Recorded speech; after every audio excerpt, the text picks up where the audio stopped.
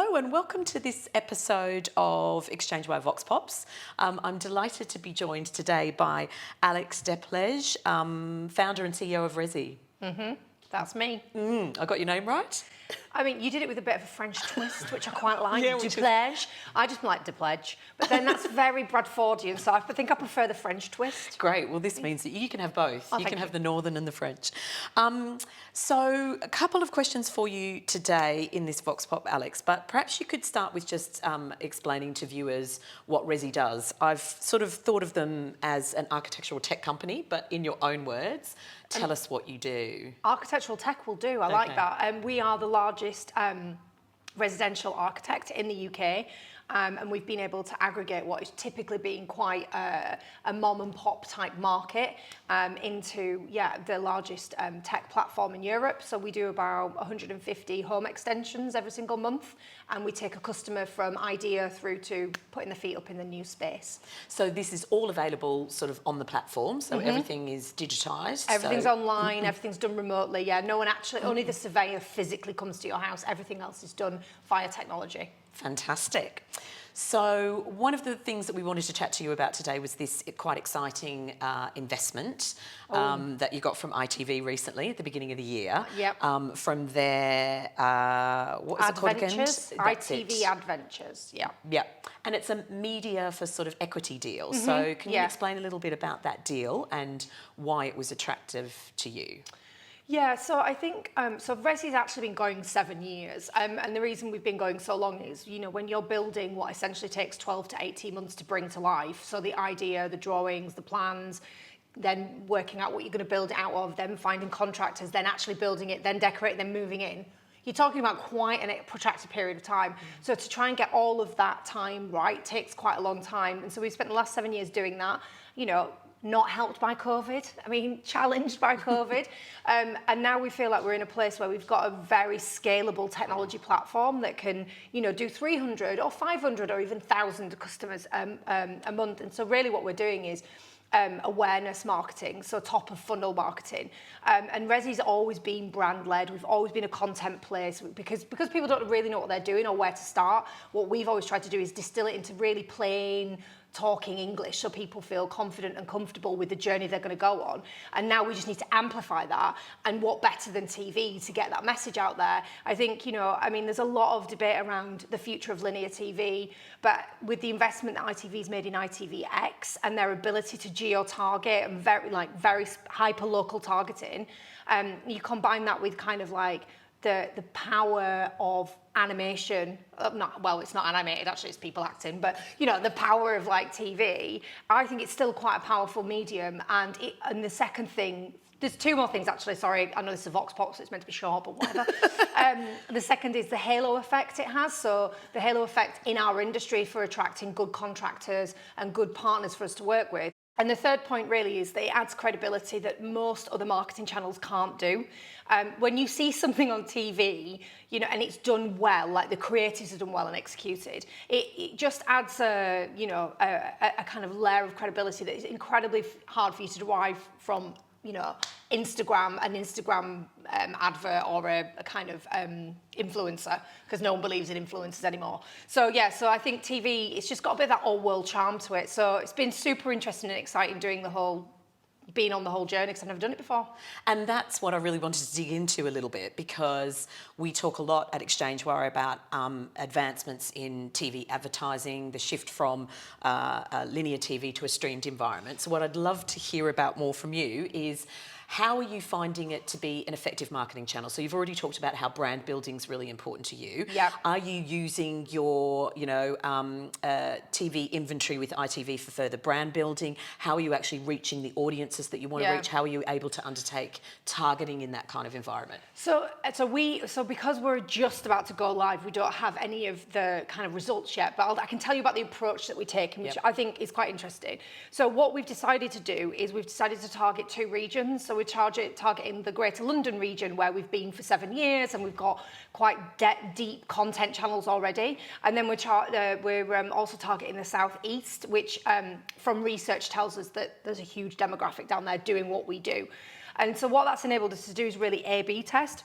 So we've put VOD, or video on demand, advertising on one and not on the other. So what we're trying to look at is, how important is an existing brand presence? How does VOD compare to linear?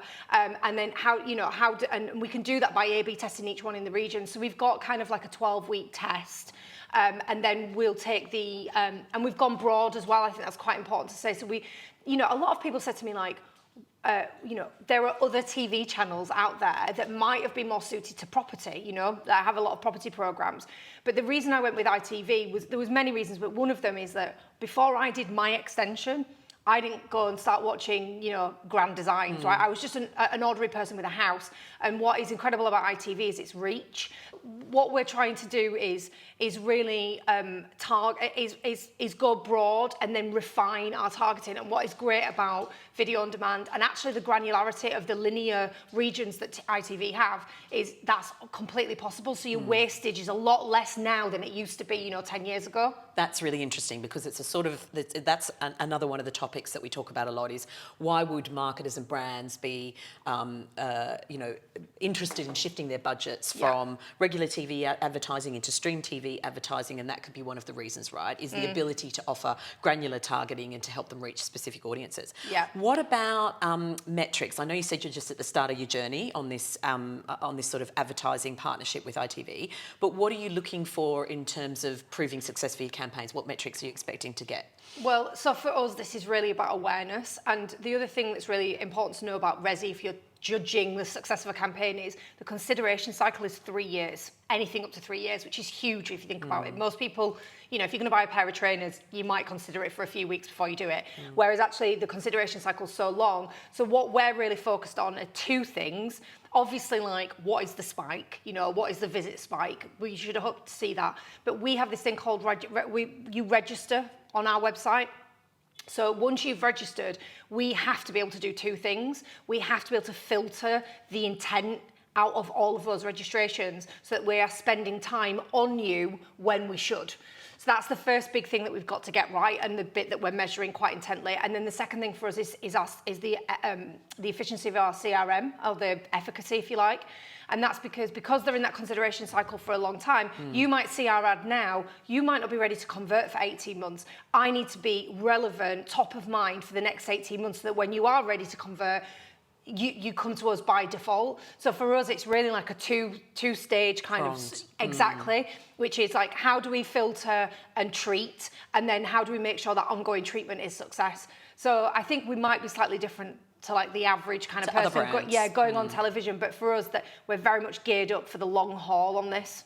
And that's really interesting. So how are you sort of stacking up your other, you mentioned your CRM, how are you stacking up your other sort of internal assets to make sure that you're making the most of your TV campaigns? Is that a little bit trial by error to start with, or? Well, so it's, it is a little bit, but one of the things we know we need to do is like we're literally about to go live with a brand new homepage, because there needs to be continuity between what you see on television and what you see when you decide to Google Resi. Yeah. Exactly. So we've had to overhaul all of that. And then we've also, Charlotte, who could speak probably, for hours about this, because she's very metrics driven, which is great for me. I'm not.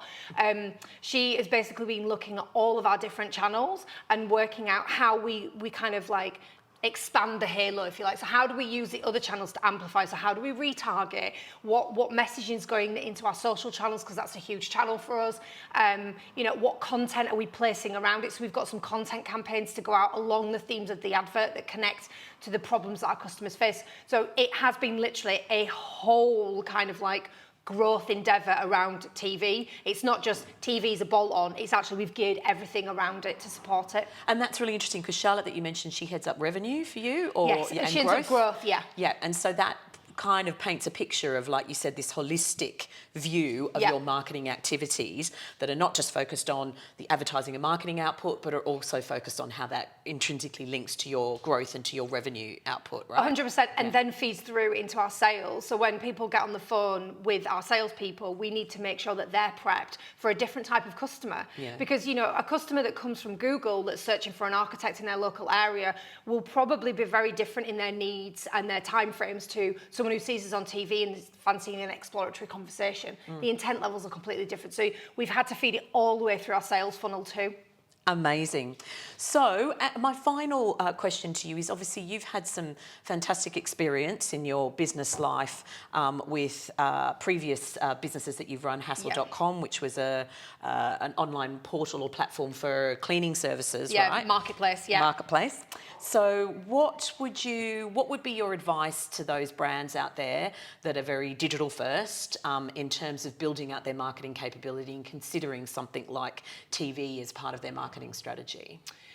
I think first and foremost, you need to understand what sort of business you are and how you grow.